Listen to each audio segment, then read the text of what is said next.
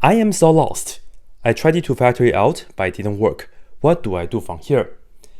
Well, this is the beginning of calculus because we are finding the derivative of the function x squared. And this right here is the definition of derivative. And it's totally normal to feel lost, especially when you first start learning calculus, because there are just so many things going on. So make sure you're putting more efforts than ever, right, in order to be on top of your game. And let me help you with this first. F prime is the derivative, and by definition, it's a limit as h approaching 0. Here we have f of x plus h minus f of x all over h.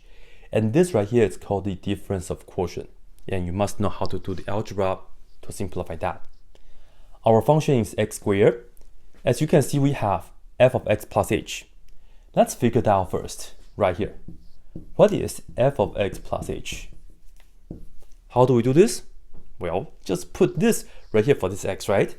So we are looking at x plus h and then squared.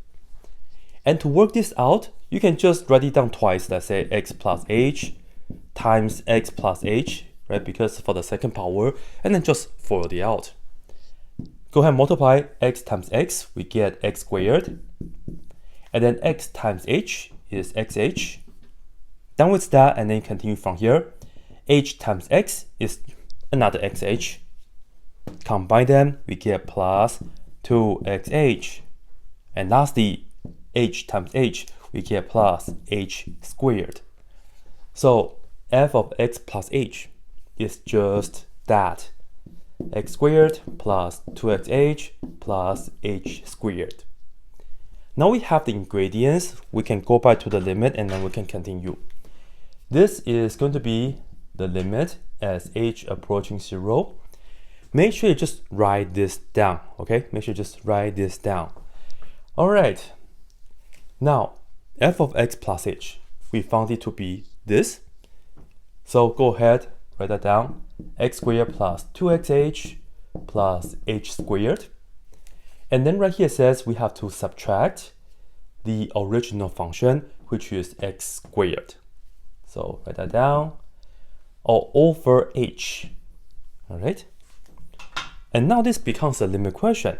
And then for the derivative definition, you always get 0 over 0, but don't worry, this h is going to be cancelled out in a minute. So do the algebra though. We see on the top, x squared minus x squared. Aha, they cancel out. Moreover, this term has h. This has x squared, right? So you can factor on h. And again, write down the limit. You can really make your teacher really happy if you just keep writing down the limit as h approaching 0. And not just you are making your teacher happy, you are also reminding you what will be going to 0. Let me explain in a second. Let me factor out the h, so we have h here, and then this term will just be 2x because the h is on the outside.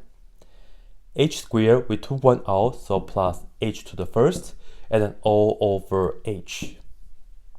Now you see, this h and that h cancel out, and you don't get a 0 over 0 anymore, because h was equal to 0, right? Approaching 0. But they cancel it out, okay? Now, we have 2x plus h. Which one goes to 0? H goes to 0. Now you put 0 into this h, right? So this is why you should always just keep writing down the limit of h approaching 0. And then right here we have the 2x plus 0 right here. 2x plus 0. Final answer, 2x. Yay! And I'm pretty sure this is the first derivative question in your calculus class. And this is how you start doing derivative. And of course, for this kind of questions, make sure you practice more examples just like this. And I do have more examples right here for you. Make sure you check them out. And best of luck in your calculus class. That's it.